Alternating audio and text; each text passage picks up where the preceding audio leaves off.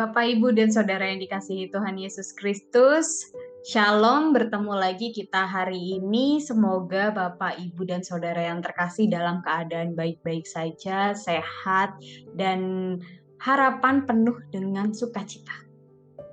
Kita saat ini kembali bersama-sama bertemu di dalam Renungan Harian GKI Kebonjati bersama saya, Frida. Bapak, Ibu, dan Saudara yang dikasihi oleh Tuhan Yesus Kristus, tema renungan kita hari ini adalah I Will Survive. I Will Survive seperti judul lagu yang cukup terkenal yang sudah sering kita dengar juga. Tapi hari ini kita bukan mau membahas tentang lagu tersebut, tetapi kalimat atau judul lagu tersebut, I Will Survive. Kalimat yang cukup kita sering dengar, terlebih lagi bagi teman-teman kaum muda saat ini. Bapak Ibu, tahun ini dan tahun ke depan adalah tahun bagi kaum muda untuk bersinar. Kenapa? Dikarenakan jumlah usia muda yang akan atau saat ini sedang mendominasi. Oleh karena itu, inilah saatnya waktu teman-teman kaum muda untuk berkarya.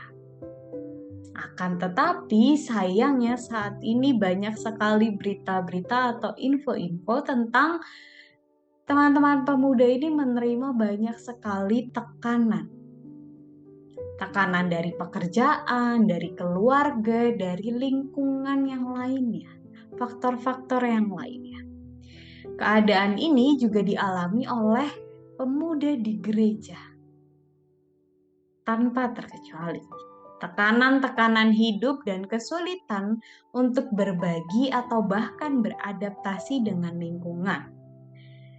Dan keadaan ini kadang-kadang membuat teman-teman pemuda ini menjadi galau, merasa tidak bisa melakukan apa-apa, overthinkingnya membuat teman-teman pemuda menjadi sulit untuk tidur, dan kesulitan-kesulitan yang lainnya. Situasi yang dialami oleh teman-teman muda ini bahkan membuat mereka dipandang tidak bisa memberikan kontribusi kepada gereja. Permasalahan ini bahkan sudah menjadi topik yang diperhatikan oleh banyak pihak, tanpa terkecuali gereja juga. Topik yang diperhatikan agar pemuda bisa bertahan dan berkarya bersama di dalam gereja. Gereja berusaha untuk memahami sudut pandang dan rasa yang dirasakan oleh pemuda.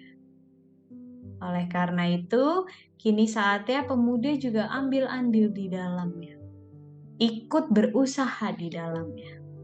Seperti bacaan kita kali ini.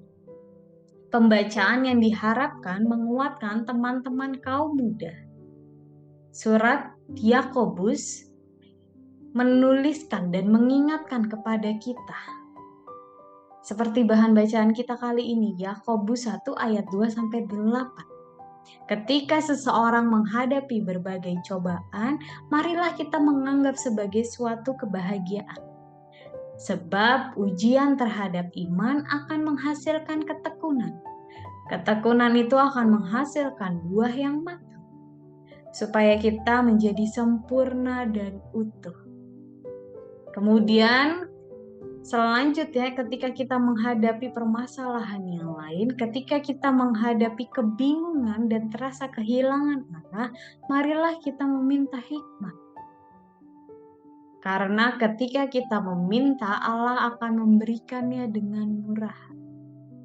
Ketika kita kebingungan, kita meminta hikmat supaya kita tahu apa yang harus kita lakukan. Meminta, maka Allah akan memberikan dengan murah hati. Tapi ada satu hal yang penting yang perlu kita ingat, ialah meminta dengan iman. Iman penuh tanpa rasa bimbang. Sebab ketika kita bimbang dan goyah, hidup kita akan tidak tenang.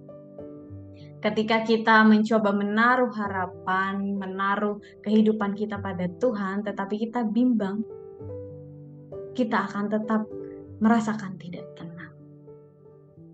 Teman-teman, ketika kalian dalam waktu kesulitan dan banyak tekanan, ingatlah kalian atau kita tidak sendiri.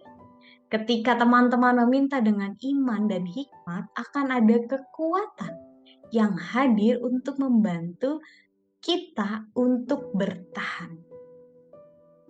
Selanjutnya yang penting ialah kita tidak hanya bertahan saja, tetapi kita berkarya di dalam Tuhan. Selamat bertahan di dalam kehidupan ini. I will survive. Saya atau kita akan bertahan seterusnya. Tuhan Yesus memberkati kita. Amin.